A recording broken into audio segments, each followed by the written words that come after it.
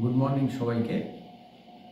নেটওয়ার্কের আজকের ক্লাসে আমি তোমাদের যেটা পড়াবো সেটা হলো আরেকটা নেটওয়ার্ক ডিভাইস, সেটা হলো সুইচ। আচ্ছা দেখো, সুইচ কিন্তু হাবের মতনই একটা ডিভাইস, মানে ওই রকমই প্লাগ পয়েন্ট দিয়ে কম্পিউটারগুলোকে যুক্ত করতে হয়।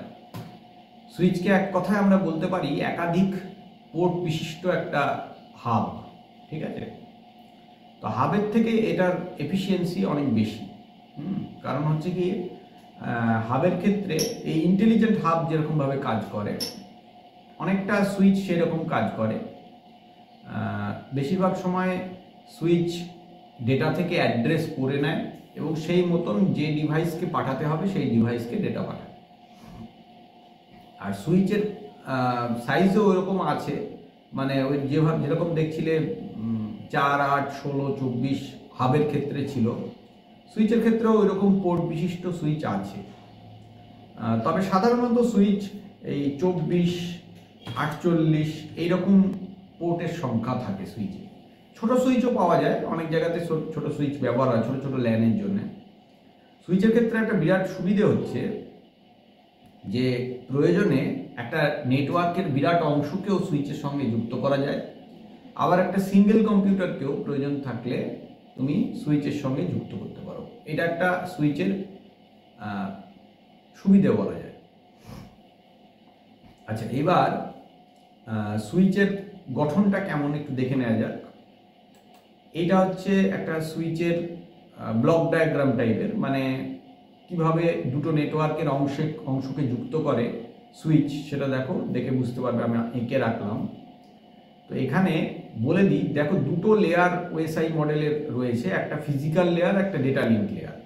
কিন্তু মানে হাবের ক্ষেত্রেও দুটো লেয়ার ছিল, দেখো হাবের ক্ষেত্রেও ফিজিক্যাল লেয়ার ছিল মূলত, কিন্তু সুইচের ক্ষেত্রে দুটো লেয়ার থাকলেও ওএসআই মডেলের দুটো লেয়ার কাজ করে প্রধান। একটা হলো মানে দুটো লেয়ারে সুইচ কাজ করে, একটা ফিজিক্যাল লেয়ার আর একটা হলো ডেটা লিঙ্ক লেয়ার। তবে একটা কথা মনে রাখতে হবে, সেটা হলো ডেটা লিঙ্ক লেয়ারের কাজটা, এর প্রধান কাজটা করে ডেটা লিঙ্ক লেয়ারে। ফিজিক্যাল লেয়ারেও কিছু কাজ আছে, সেই জন্য ফিজিক্যাল লেয়ারের নামটা দেওয়া হয়েছে। তো এই হচ্ছে আমাদের সুইচ, ঠিক আছে?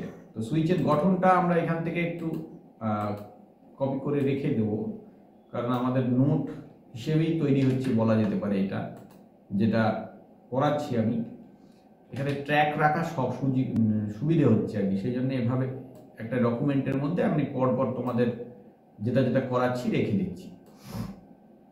তো দেখো, বিভিন্ন নেটওয়ার্কের জন্য আলাদা আলাদা টাইপের সুইচ কিন্তু আছে, ঠিক আছে? সব সুইচ একরকম হয় না। তো বিভিন্ন টাইপের সুইচ আছে।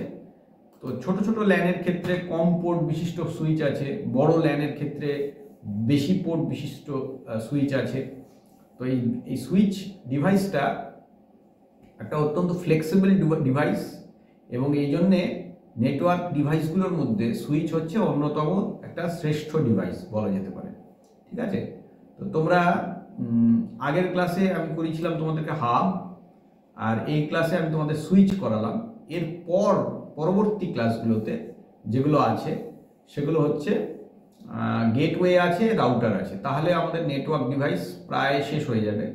তো তোমরা একটু চেষ্টা করো পরপর ক্লাসগুলো ফলো করতে, তাহলে আমার মনে হয় প্রত্যেকটা ডিভাইসই তোমরা সহজে বুঝতে পারবে এবং এগুলো মনে রাখাটাও সহজ হবে, ঠিক আছে? আজকের ক্লাসে আমি এইটুকুই রাখছি, আবার আগামী ক্লাসে শুরু করবো। আরেকটা কথা বলে যাওয়ার আগে, সেটা হচ্ছে ধরো এফডিডিআই কিংবা ধরো বিভিন্ন টাইপের সুইচ আছে, এফডিডিআই, তারপর ধরো টোকেন রিং, এগুলো কিন্তু বিভিন্ন টাইপের নেটওয়ার্ক। হ্যাঁ, তারপর ধরো ইথারনেট, এই বিভিন্ন টাইপের নেটওয়ার্কের জন্য আলাদা আলাদা টাইপের সুইচ আছে। রিপিটার যে কাজ করে সুইচ সেই কাজ করে, কিন্তু মানে ডেটাকে এনহ্যান্স করে, অ্যাম্পলিফাই করে পাঠিয়ে দেয়। কিন্তু রিপিটারের মতো লিমিটেশন নেই, মানে ও যেখানে পাঠানোর দরকার সেখানেই পাঠাবে, যেখানে পাঠানোর দরকার নেই সেখানে পাঠাবে না। তার মানে সুইচ একটা অনেকটাই এফিশিয়েন্ট একটা নেটওয়ার্ক ডিভাইস। বুঝতে পারলে? আজকের ক্লাসে এইটুকুই রাখছি। থ্যাংক ইউ সকলকে, আবার পরের ক্লাসে করাবো।